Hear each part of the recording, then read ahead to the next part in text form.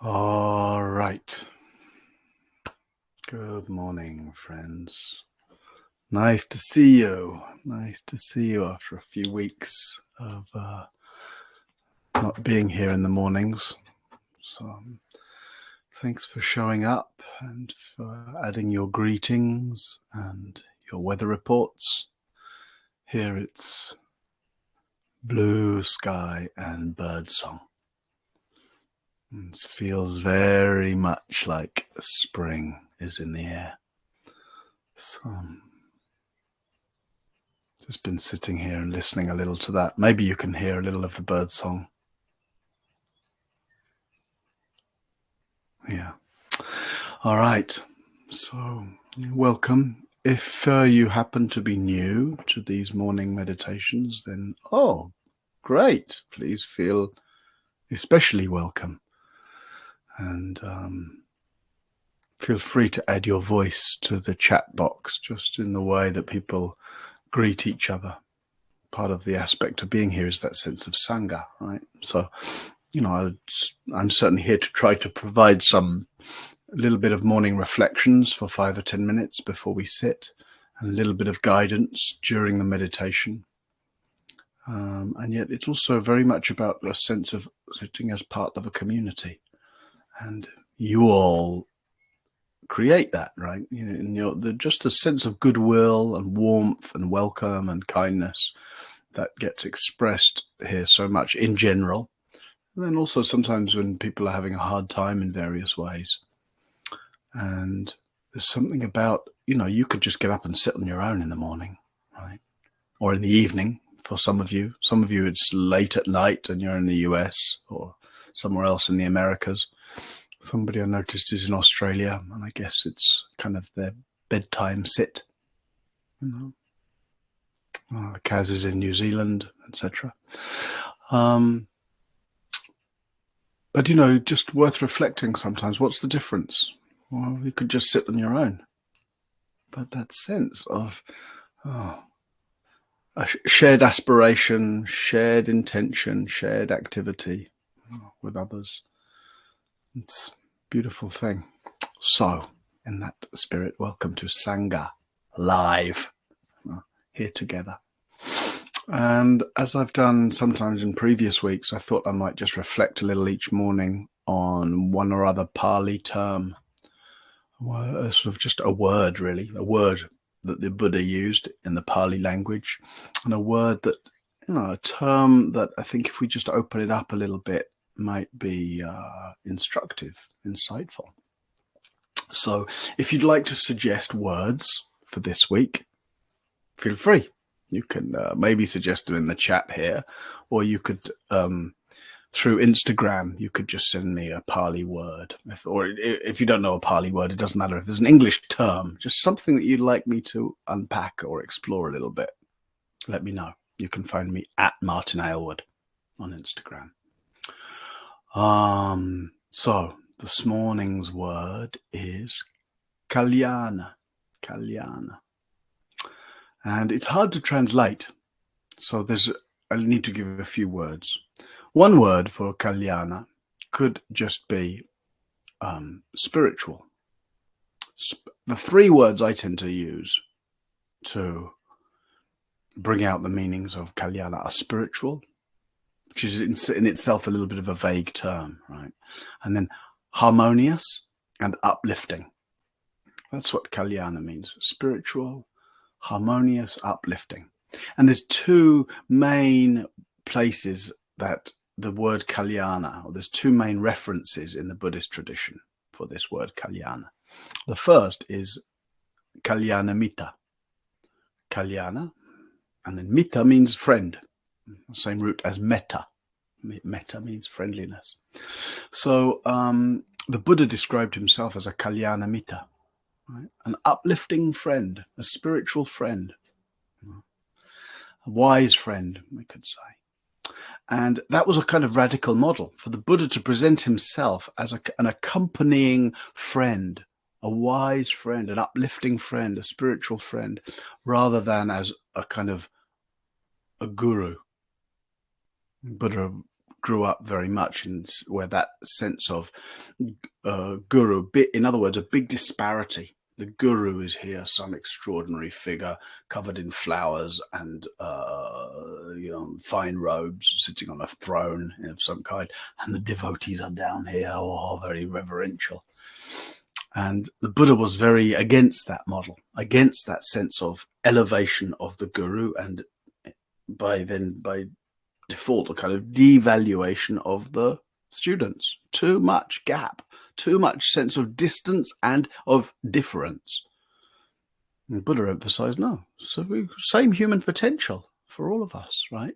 Same consciousness, basically, that we're exploring. Yeah, different details, different history, different stories, but the broad features of your heart and my heart and the Buddha's heart are the same. And so rather than making the difference and distance that happens in the guru model, Buddha said, no, the teacher should be a kalyana mita, a wise friend, an uplifting friend, a spiritual friend, somebody that, can be a support to us, can be a source of wisdom for us, but in a way that is based on a sense of friendship and not based on too much difference or distance. So that was radical at the time.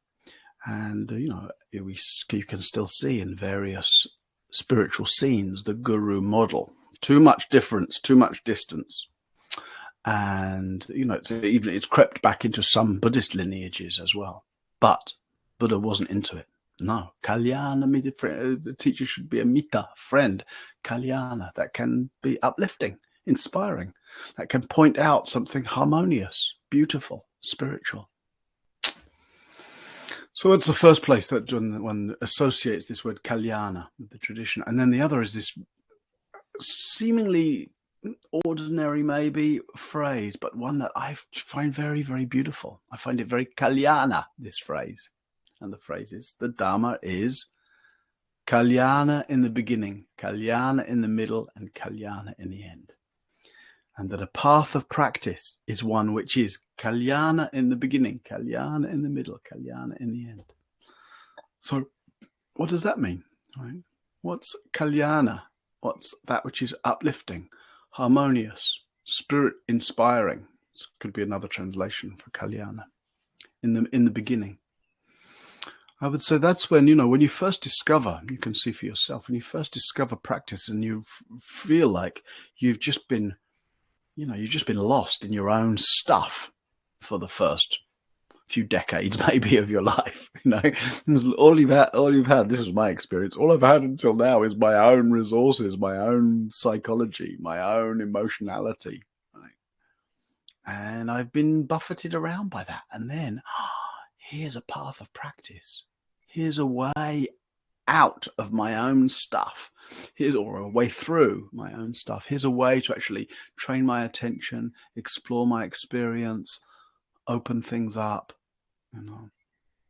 actually meet and explore and understand my life rather than just being pulled and pushed around within my own life. So that's the kalyana in the beginning, the inspiration, the vision, the kind of the possibility that lights up when we really see the potential of a transformational practice. Kalyana in the beginning. And what's kalyana in the middle is, I think, once we're really embedded in a path of practice, once we've built a certain momentum to our practice, we're sort of steady in our sense of commitment to it, and we start to really see the results. Right? And seeing the results doesn't necessarily mean that our meditation is all super fabulous and super peaceful and super spacious. What it means is that in our life, we can see the way we're just a little more in harmony with the way things are. Kalyana, harmonious, right? That we're not pushing and pulling against the currents of life so much. That we're not inwardly conflicted with ourselves so much. That we're not dumping our own blame and resentment and dissatisfaction on others so much. And when we really, really see and know and feel that possibility to actually be in harmony with the way things are. Doesn't mean we're going to like the way things are, but it means we're able to to move with the way things are. Oh, that's a great relief. So there's that same sense of possibility, right? A vision of liberation. And even though we might not know that taste of freeness very much, the sense of possibility and harmony is alive in us sufficiently that we know that this is beautiful. It's beautiful to practice like this. Plenty of things still happen that I don't like. Health can go all over the place. Any of the situations of one's life can fall apart because it's like that. But one's sense of what's harmonious is no longer based on the idea that things should go right for me. No, everything can go wrong for me and I can still be in harmony with the way things are. Yeah, that's Kalyana in the middle. And then Kalyana in the end. What is it? Kalyana in the end, to come to a sense of fruition in practice. That doesn't mean really coming to the end of practice, because there's no end. Life is infinite. Consciousness is infinite. And so our exploring of it is infinite. Practice is infinite. But that sense that then that taste of freeness basically runs through our life, at least the vast majority of it. And that sense that, oh, nothing can actually hijack my basic well-being. Health can go wrong, all those other things can go wrong, but nothing can hijack my fundamental well-being. Nothing in life or death. And that's the feeling. The feeling is this basic sense of being at peace with, in harmony with, at ease with the way things are, is unshakable. And that's Kalyana. That's deeply kind of beautiful. And the relaxing into that gives us access to actually notice and respond to and nourish ourselves by the beauty of things. And the beauty of things might just be the beauty of, wow, that there's breath, that there's air, that there's sunlight, that there's anything at all, that there is a manifest universe. Wow. Even with all the vicissitudes and all the human folly that plays out and all the painful stuff that plays out, that sense that the whole texture of life is expressing something that is Kalyana. Beautiful in the beginning, beautiful in the middle, beautiful in the end. So that's the word for today. Kalyana, uplifting, harmonious, inspiring, beautiful. May our practice be like that for all of us. So let's sit in meditation. And as it's the beginning of the week, and as we're talking about this Kalyana quality, I thought we might just do a little chanting to begin meditation. And the Tara mantra is one of the most Kalyana of things to chant. So we'll just chant it for a few days. Why not? For a few minutes together as we begin. I'll just start. There's a simple melody. You can join in with me, and after a few minutes, we'll end the chant and just slip into the silence that follows the sound. Okay. So please take your seat for meditation.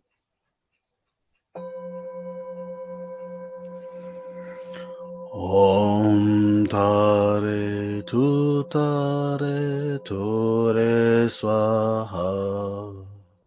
Om Tare Tu Tare Tu Re Swaha. Om Tare Tu Tare Tu Re Swaha. Om Tare Tu Tare Tu Re Swaha. Om Tare Tu Tare Tu Re Swaha. Om Tare Tu Tare Tu Re Swaha. Om Tare Tu Tare Tu Re Swaha. Om Tare Tu Tare Tu Re Swaha.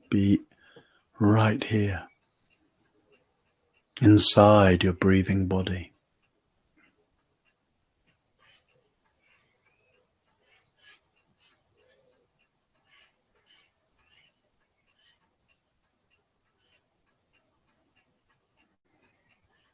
Right here, in the midst of everything.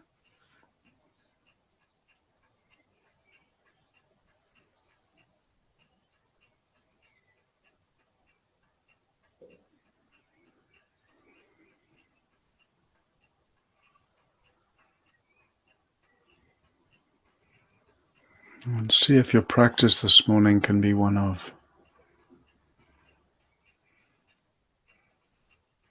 relaxing into this right here-ness.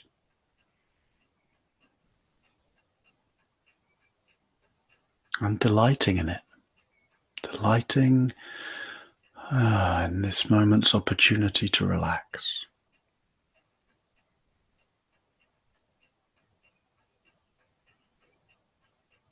Delighting in the naturalness of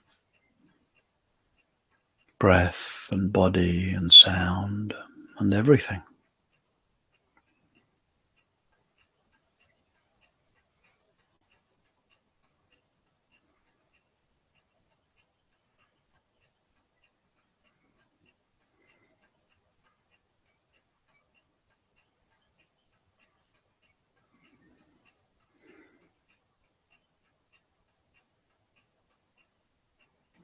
Delighting in the opportunity to be present and to practice.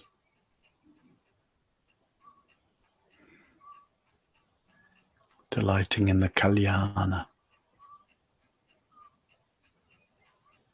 of being here, now, like this.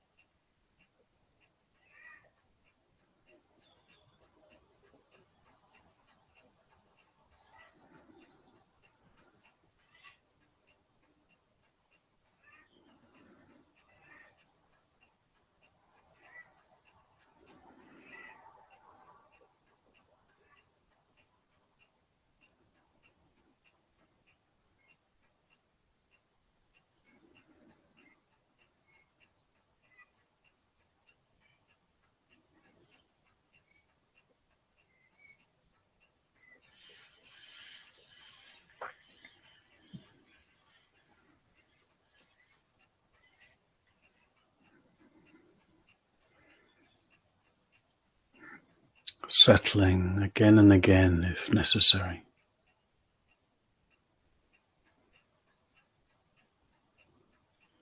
More and more if possible.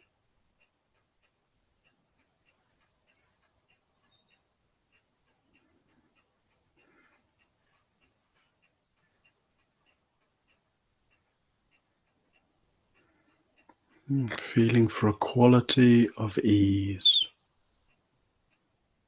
of openness,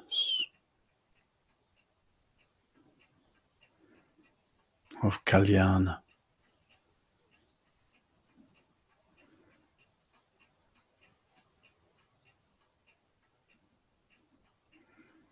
Nothing to do, nothing to push for.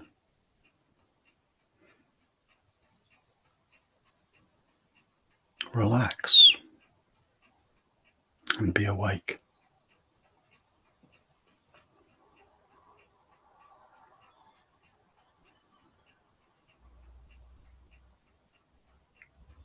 Relax and be present.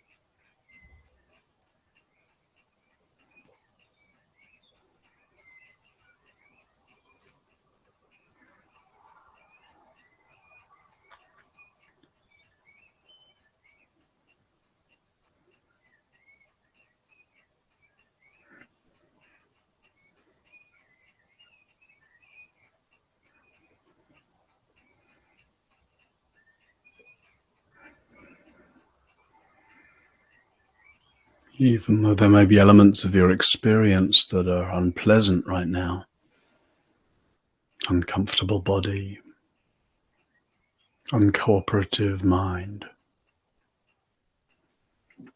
an unquiet heart maybe.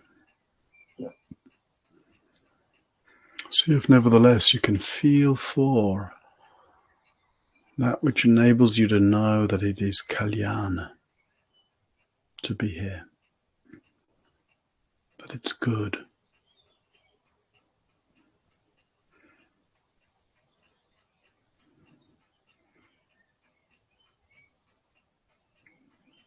Supportive, that it contributes to your deepest well-being.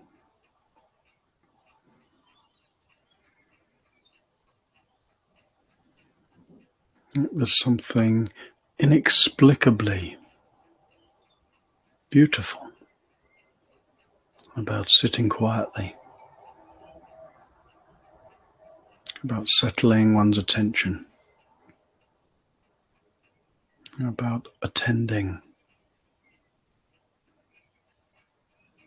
to the inner workings of things.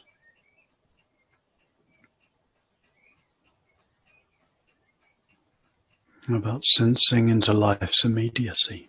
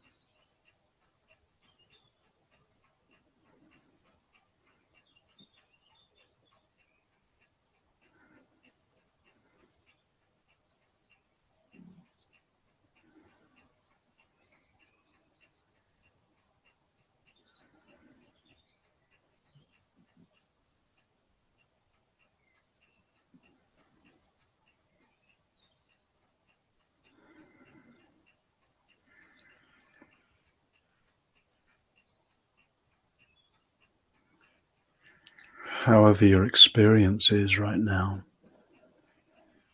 whether sounds and sensations, thoughts, feelings are pleasant or unpleasant. Maybe there's a way to sense beneath your own preferences a quality of kalyana. So just the fact that there is experience, that there is this fluid, changing texture of life passing through awareness.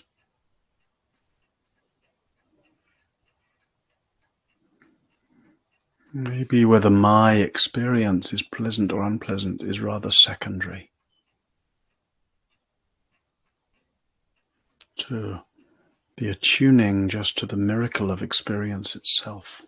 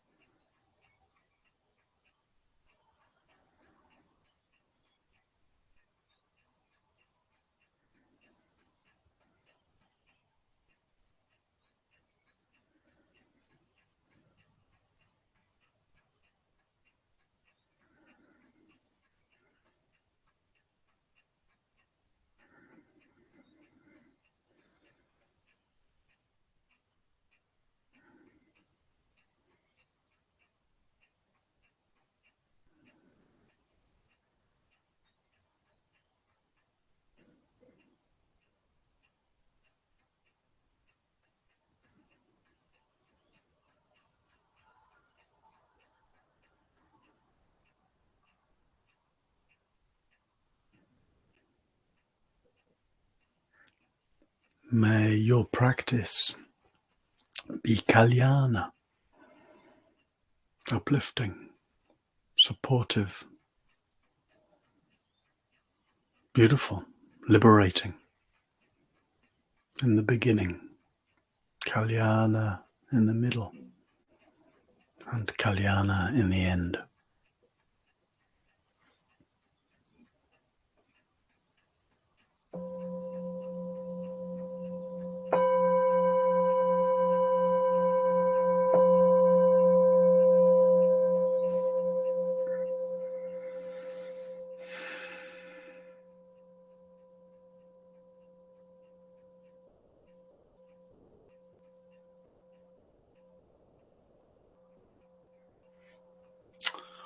All right, friends.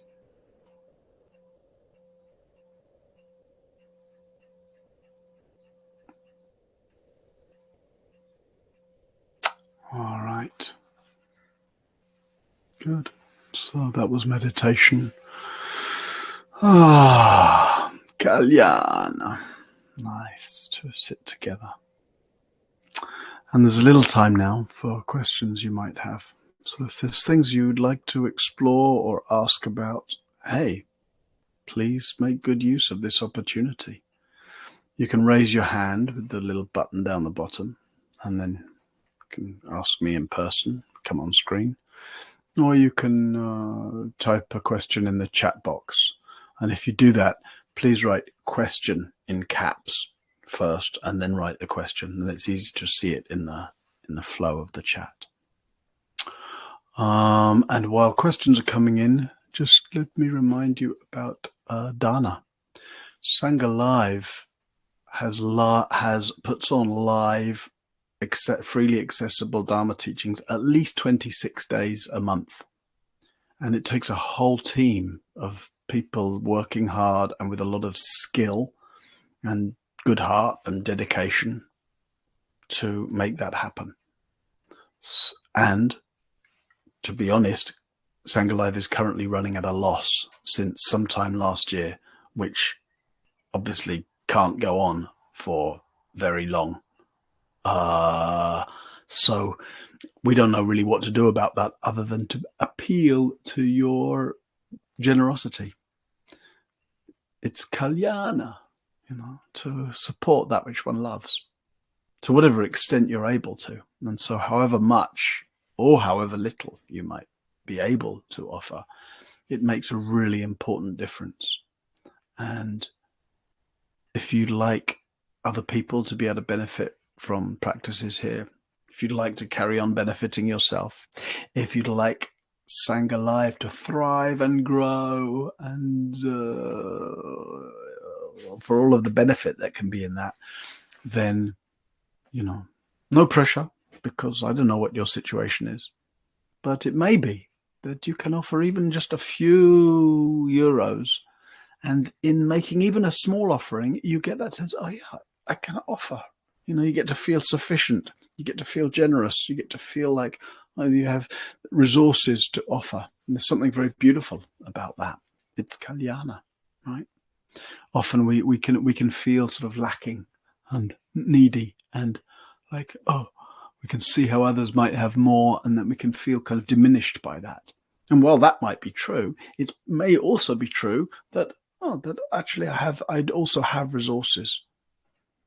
So whatever way and whatever amount you feel moved to offer or able to offer, whatever way you do actually offer today, or whether it's or other times, thank you. Thank you for my behalf and on behalf of everyone at Sangha Live and on behalf of everybody all around the world that can therefore continue to benefit from these practices.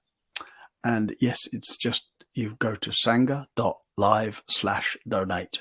That's the link. Faith posted it there. Easy. Sangha.live/donate.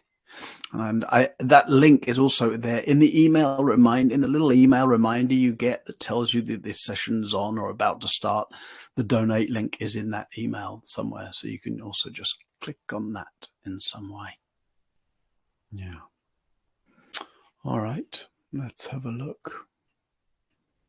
I thought I saw a question. Caroline says, what do the words to the chant mean? Chants in Sanskrit or Pali, they don't easily translate into a kind of something very logical. So Generally they mean, oh, Tara, wonderful, fantastic, oh yeah, you know. That's, I think, a good translation. You know, Tara, wow, yeah, great. Om means everything, like everything, the whole manifest universe. Om tare, tutare, ture swaha. It's like, it's a way of evoking. Tara represents kind of compassionate wisdom. Tara represents that willingness of the heart to expand to include whatever needs including.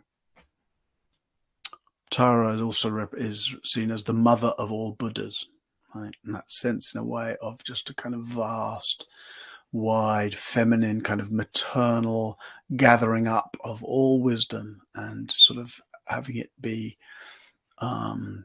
metabolized by and expressed in the heart. And so the words of the chant are a way of just evoking those kalyana qualities, right, of love and wisdom, and the willingness to extend the heart to whatever arises. So that the feel of the chant and the associations and the symbolism of the chant is much more what's alive in those words than the sort of particular meaning of trying to translate the words. And often when people try to translate it, to me, it just ends up seeming clumsy and sort of missing the point a little bit. So if you want to feel the translation rather than know the translation, chant it. Om tare tu tare swaha. Everything that arises can be gathered up and loved. That's what it means. Everything that arises can be gathered up and loved. You know, Om tare tu tare swaha. All right. That's my freestyle translation. And I think that freestyle translating with a feel for the meaning is much better than trying to translate with a sort of analysis of the meaning. Yeah. Yeah. Natalie says, do you have a suggestion for when meditation feels uncomfortable and difficult stuff is coming through, so that the kalyana is not easy to feel? A few suggestions, Natalie. One is you can attune to your sincerity in being here, right? The very fact that you're here, even though things are uncomfortable and difficult stuff is coming up, that is kalyana, right? The fact that you're willing to sit with the difficult and the uncomfortable, that's kalyana. It's a beautiful quality, a quality of courage, of sincerity, of wisdom. You know, you recognize, even though part of me would like to run away, hide, stay in bed, blame somebody, etc., for all this discomfort, the evidence is, here I am. I'm sitting with it because I've got enough wisdom and clarity and courage and like a good heart to recognize there's something important about leaning into that which is painful rather than just fleeing from or fighting with that which is painful. That's kalyana. Beautiful. So that's one thing to do, just to feel your own sincerity, even though part of you doesn't want to be with it, would rather run away, thinks it's whatever. Beautiful. And then you get to, and you can also sense into what is it that you're cultivating. You're cultivating gentleness. You're cultivating presence. You're cultivating non-reactivity. Wow. Beautiful. Yeah. And then also, if things feel too much, if you start to feel too overwhelmed by the difficult and the uncomfortable, you can consciously redirect your attention to something which is more obviously kalyana, lovely. You know, look out the window at, depends what's outside your window, right? But, or listen to some music, or take a bath, you know, something that whatever is an access to you for, like, oh yeah, this is something beautiful. This is something to be grateful for, and breathe in that sense of, oh, gratitude, appreciation, and breathe out, oh, into the sort of relaxation of being able to take in the beautiful. Yeah. All right. Apparently somebody's raised their hand. I see a message saying somebody's raised their hand. Pascal has raised their hand, but I can't see that, I'm afraid. When I look in the participants list, I don't see a raised hand. So either that's a glitch or Pascal has taken their hand down again. Ah, no, there it is. Okay, Pascal, yeah, please go ahead. Hi there. I don't see you. I can. Well, I can hear you. Can you hear me? Yes. Great. So go ahead. So, thank you, Martin. My question is, do you have some advice for a depressed mind? It's like now in this moment, my mind is sick with a lot of ruminations and dark thoughts. And even if I know it is only thoughts, it's really like it takes all the space, and it's very painful. Yeah.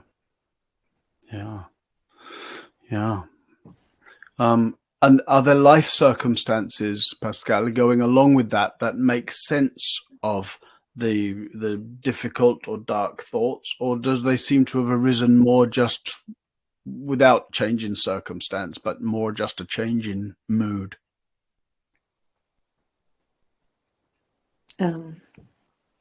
You ask me? Yeah. Can you repeat, please? Has there been a change in the outer circumstances of your life which makes this change in mind state and in thinking understandable? Or has it more just arisen from within? Yes, it's much more from within. Right. Okay. So what do you know? What do you know supports you when in the midst of difficult or mind states? It is a problem. I don't find a resource in me. It's like I am really being caught in these thoughts. Yeah. So when you don't find a resource within you, right? What about the resources around you? What is there around you in terms of relationships or activities or situations that where you can feel some sense of nourishment or uplift? Yes. I can find, for example, going in nature. It's very helpful, and I have some friends that I can that are supporting. And when you engage with those things, when you go out to nature or you meet a friend or something, are you able to really let in, oh, this is good, this is supportive, this is nourishing? Maybe I have to be more aware of that. Yeah. And to really let yourself feel this is a practice. You know, sometimes we can think, oh, practice, I should be sitting at home meditating. That's my practice. Well, yes, that too. But that which is nourishing is important. So if right now being alone is difficult for you and you find yourself kind of lost in and pulled away by difficult and dark thoughts, and if you find that the being in nature is more of a support and being with supportive friends is helpful, really let yourself, that's a practice. Walk in the nature and let yourself feel, this is Kalyana. This is reminding me of something beautiful. This is actually helping me to not be so pulled into my thoughts and to have a view and an orientation that's wider and more inclusive. Yeah. And, you know, just to let yourself really feel the gratitude that you have some resources, even though you don't feel the resources are inner at the moment, let yourself take in the gratitude that you have these outer resources. Does that make sense? Yes. Yeah. That's how they become inner resources, right? Because it seems just an outer resource, nature, but when you let yourself be touched by it and you let yourself take it in and you let your heart respond to that which is beautiful around you, that's how the outer resource becomes an inner resource. Yes. Thank you. All right. Yeah, I feel for you in that, and I appreciate you speaking about it, Pascal. Thank you. Thank you, Martin. All right. All right. I see more comments going along there and various appreciations for things. So, hey, friends, I'm glad you're here. I'm glad to begin the week with you like this. Thank you for showing up. Thank you for the dana that you may have offered today. Please come back tomorrow. We'll do it all again then. And as you go into your day, maybe just some of the reflections and themes of the morning about, whatever is going on here, pleasant or unpleasant, whatever the situation with body or heart or mind or world, right? Just to sense underneath the vicissitudes, underneath the playing out of all the worldly winds, what is there that can give you the sense of kalyana, that which is supportive, that which is beautiful, that which is uplifting, that which is nourishing, that which is liberating. See you tomorrow, friends. Thank you.